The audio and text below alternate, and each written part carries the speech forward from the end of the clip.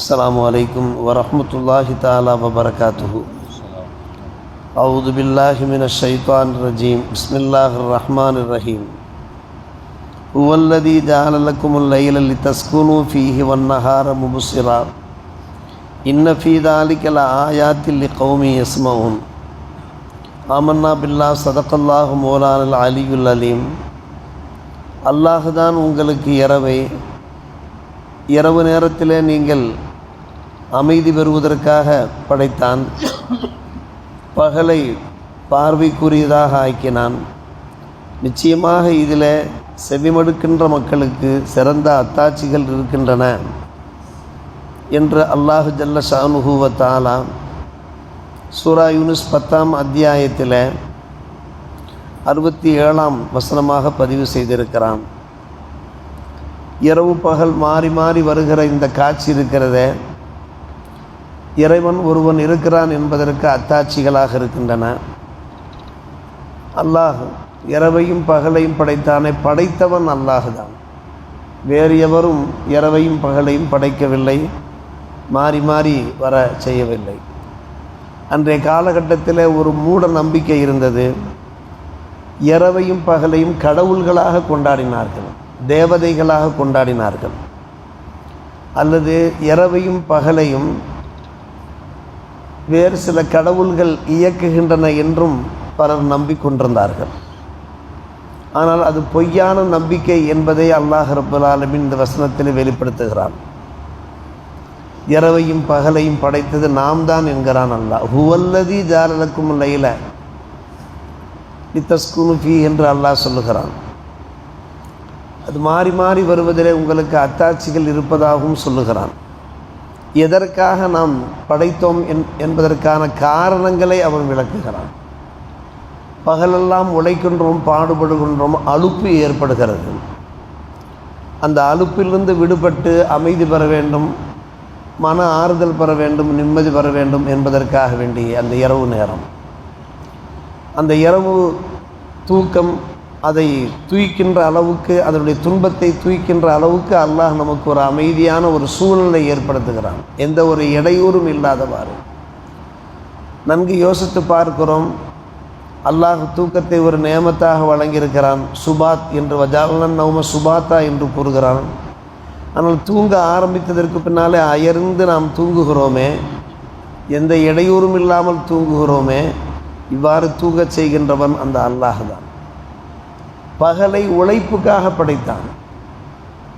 படைப்பினங்களை பார்க்கிறார்கள் மக்கள், எப்படியெல்லாம் சம்பாதிக்கலாம், பொருளீட்டலாம் என்று அவர்கள் ஆராய்கிறார்கள்.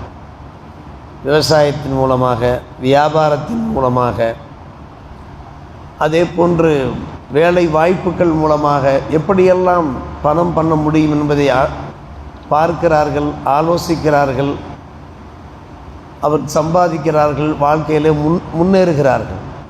இதை அல்லாஹ் ரப்பல் ஆலமீன் எந்த வாசகத்தை பயன்படுத்துகிறான் என்று கேட்டால், வன்னஹார முபசிரா, பகல் இருக்கிறதே அது பார்வைக்குரியதாக நாம் ஆக்கியிருக்கிறோம். நீங்கள் பார்க்கிறீர்கள் எந்தெந்த வகையிலே சம்பாதிக்கலாம். கைவினை பொருள்கள் தயார் செய்து சம்பாதிக்கிறார்கள், கார்மெண்ட்ஸ். அதே போன்று எத்தனையான வியாபாரங்கள் இந்த புவியிலே நடைபெற்றவாறு இருக்கிறது. இன்ன தொழிலே நாம் இறங்கினோம் என்றால் வாழ்க்கையில் வளம் பெறுவோம் என்று எண்ணி அவர்கள் பயணப்படுகிறார்கள். வன்னஹார முபசிரா என்கிறான் அல்லாஹ். இதை ஆக்கியவர்கள் நாம் தான் என்கிறான். ஆனால் மனிதர்கள் அதை முறையாக பயன்படுத்தாதிருக்கிறார்கள். இரவை எந்த நோக்கத்துக்காக பயன்படுத்துவது, பகலை எந்த நோக்கத்துக்காக பயன்படுத்துவது? ஆம், இரவு நேரம் சுக்கூன் பெறுகின்ற ஒரு நேரம். ஆனால் இரவு நேரத்தில் பல்வேறுபட்ட களியாட்டங்களில் ஈடுபடுகிறார்கள். மொபைலை வைத்து அவர்கள் நேரங்களை வீணடித்து கொண்டிருக்கிறார்கள். இரவெல்லாம் பேசிக்கொண்டிருக்கிறார்கள், இரவு கதைகள் பேசுகிறார்கள். அதன் காரணமாக அவருடைய உடல் நலம் பாதிக்கிறதே, மனநலமும் பாதிக்கிறதே. இரவை அல்லாஹ் ஏன் படைத்தான்? லிதஸ்குனு, நீங்கள் சுக்கூன் பெறுவதற்காக படைத்தான். சரி, இரவு டியூட்டி பார்க்கின்றவர்களும் கூட பகலை பயன்படுத்தி கொள்ளலாம். அந்த பகலிலேயும் கூட மக்கள் சில சமயங்கள் வரம்பு மீறுகிறார்கள், அனாச்சாரங்களில் ஈடுபடுகிறார்கள், அட்டூழியங்களில் ஈடுபடுகிறார்கள். அதற்காகவா அல்லாஹ் பகலை படைத்தான்? பகலிலே அல்லாஹுடைய அருட்கடைகளை தேடி பெறுவதற்காக படைத்தான். வபுத்தகு மின் ஃபதலில்லா, அல்லாஹுடைய அருளை தேடி ஈருலகத்திலேயும் மன நிறைவோடு வாழ வேண்டும் என்று இதை அல்லாஹ் ரப்புல் ஆலமீன் கூறுகிறான். கடைசியாக அந்த வசனத்தை எப்படி முடிக்கிறான் பாருங்கள். யார் இதை செவிமடுக்கிறார்களோ, செவிமடுத்து சிந்தனை திறன் உடையவர்களாக இருக்கிறார்களோ அவர்களுக்குத்தான் அத்தாட்சி இருக்கிறது என்று கூறுகிறான். இன்ன ஃபீ தாலிகல் ஆயாத்தில் கௌமி யஸ்மஊன் என்று அல்லாஹ் சொல்லுகிறான். இதை கேட்க வேண்டும், விளங்க வேண்டும், விளங்கி தம்முடைய சிந்தனா சக்தியை பயன்படுத்த வேண்டும். பயன்படுத்தினால்தான் இந்த இரவு பகல் எப்படிப்பட்ட ஒரு அற்புதமான படைப்புகளாக இருக்கிறது. சரியான நேரத்தில் சூரியன் மறைகிறது, சரியான நேரத்தில் சுபுக சாதிக்கு உண்டாகிறது. இதில் எந்த ஒரு மாற்றமும் இல்லை, எந்த ஒரு சேஞ்சஸ் இல்லை.